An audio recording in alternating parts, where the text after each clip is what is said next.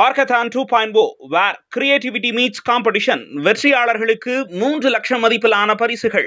Registration closes December 10. Details in the description. Iron சத்து தலைமுடி உதிர்தலை தடுக்கும் மிதமான சூடுபாலில் கலந்து பருகலாம். லயன் டேட் சிரப் தினமும் 2 ஸ்பூன். பெஞ்சால் புயல் வெள்ள நிவாரண பணிகளுக்கு மத்திய அரசு உடனே நிதி ஒதுக்க வேண்டும் என்று பாமக தலைவர் மருத்துவர் அன்புமணி ராமதாஸ் கோரிக்கை விடுத்துள்ளார். இதுகுறித்து அவர் வெளியிட்டுள்ள அறிக்கையில், தமிழ்நாட்டில் பெஞ்சால் புயல் எதிர்பார்த்ததை விட மிக கடுமையான பாதிப்புகளை உருவாக்கியுள்ளது. பாதிக்கப்பட்ட பகுதிகளில் மீட்பு மற்றும் நிவாரண பணிகளை மேற்கொள்ள மத்திய அரசின் நிதியையே தமிழக அரசு எதிர்பார்த்திருக்கும் நிலையில் தேவையை உணர்ந்து மத்திய அரசு உடனடியாக நிதியுதவி வழங்க வேண்டும். தமிழகத்திற்கு நிதி வழங்க எந்த விதியும் நடைமுறையும் தடையாக இருக்கக்கூடாது. வங்கக்கடலில் உருவான பெஞ்சால் புயல் புதுச்சேரிக்கும் மாமல்லபுரத்திற்கும் இடையே கரையை கடக்கும் என்று கணிக்கப்பட்டிருந்த நிலையில் கரைக்கு வந்த பிறகு பல இடங்களில் ஸ்தம்பித்து நின்று விட்டதாலும், கரைக்கு வந்து வெகு நேரமாகியும் வலுவிழக்காததாலும் பெய்த தொடர் மழையால் நினைத்து பார்க்க முடியாத அளவுக்கு பாதிப்புகள் ஏற்பட்டிருக்கின்றன. திருவண்ணாமலை, கள்ளக்குறிச்சி, விழுப்புரம், கடலூர், தருமபுரி, கிருஷ்ணகிரி, சேலம் உள்ளிட்ட தமிழ்நாட்டின் பெரும்பான்மையான மாவட்டங்கள் மிக கடுமையான பாதிப்புகளுக்கு உள்ளாகியுள்ளன. புயல், மழை, வெள்ளம் ஆகியவற்றால் ஏற்பட்டுள்ள பாதிப்புகளை மனித உயிரிழப்புகள், பயிர்களுக்கு ஏற்பட்ட சேதங்கள், கால்நடை உயிரிழப்புகள், கட்டமைப்பு வசதிகளுக்கு ஏற்பட்டுள்ள சேதங்கள் என 4 பிரிவுகளாக வகைப்படுத்தலாம். முதல் 3 வகையான பாதிப்புகளுக்கு இழப்பீடு வழங்க வேண்டியுள்ள நிலையில் கட்டமைப்புகளை சரி செய்ய முதலீடுகள் செய்யப்பட வேண்டும். இவை அனைத்துக்கும் பெரும் நிதி தேவைப்படும். அது இன்னும் மதிப்பிடப்படவில்லை. நிவாரணம் மற்றும் மறு கட்டமைப்பு பணிகள் மேற்கொள்ளப்படுவதற்கு முன்பாக மீட்பு பணிகள் விரைவாக மேற்கொள்ளப்பட வேண்டும். வெள்ளம் ஏற்பட்டு 4 நாட்களாகும் நிலையில் இன்னும் பல இடங்களுக்கு மீட்பு குழுவினரால் செல்ல முடியவில்லை. அந்த அளவுக்கு பாதிப்புகள் கடுமையாக உள்ளன. மாநிலத்தின் முக்கிய நெடுஞ்சாலைகள் பல இடங்களில் துண்டிக்கப்பட்டுள்ளன. அவற்றை தற்காலிகமாக செப்பனிடவும் மக்களுக்கு தேவையான உதவிகளை வழங்கவும் பெருந்தொகை தேவைப்படுகிறது. அதற்காக உடனடியாக 2000 கோடியை தமிழகத்திற்கு மத்திய அரசு ஒதுக்கீடு செய்ய வேண்டும். அடுத்த கட்டமாக பாதிக்கப்பட்ட பயிர்கள் மற்றும் உயிர்களுக்கு இழப்பீடு வழங்குதல், கட்டமைப்புகளை சீரமைத்தல் மற்றும் மறு உருவாக்கம் செய்யும் பணிகள் மேற்கொள்ளப்பட வேண்டும்.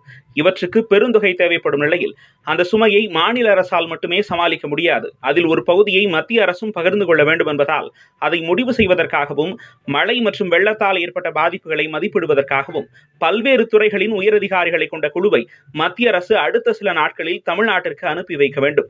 தென்மேற்கு பருவமழை, வடகிழக்கு பருவமழை என 2 வகையான பருவமழைகளால் பாதிக்கப்படும் மாநிலமாக தமிழ்நாடு திகழ்கிறது. புயல், மழை, வறட்சி என அனைத்து வகையான இயற்கை பேரிடர்களாலும் பாதிக்கப்படும் தமிழ்நாட்டிற்கு மத்திய அரசிடமிருந்து பேரிடர் நிவாரண உதவிகளை பெறுவது என்பது கடந்த 25 ஆண்டுகளுக்கும் மேலாக கசப்பான அனுபவமாகவே உள்ளது. தமிழக அரசால் கோரப்படும் நிதியில் 10ல் 1 பங்குக்கும் குறைவான தொகையை தான் மத்திய அரசு வழங்கி வருகின்றன. கடந்த ஆண்டின் இறுதியில் மிக்ஜாம் புயலால் சென்னை மற்றும் புறநகர் மாவட்டங்கள் கடுமையான பாதிப்புகளை சந்தித்தன. அதன் பிடியிலிருந்து தமிழ்நாடு மீள்வதற்கு முன்பாகவே தூத்துக்குடி, நெல்லை, தென்காசி, கன்னியாகுமரி மாவட்டங்களில் வரலாறு காணாத வெள்ளம் ஏற்பட்டது.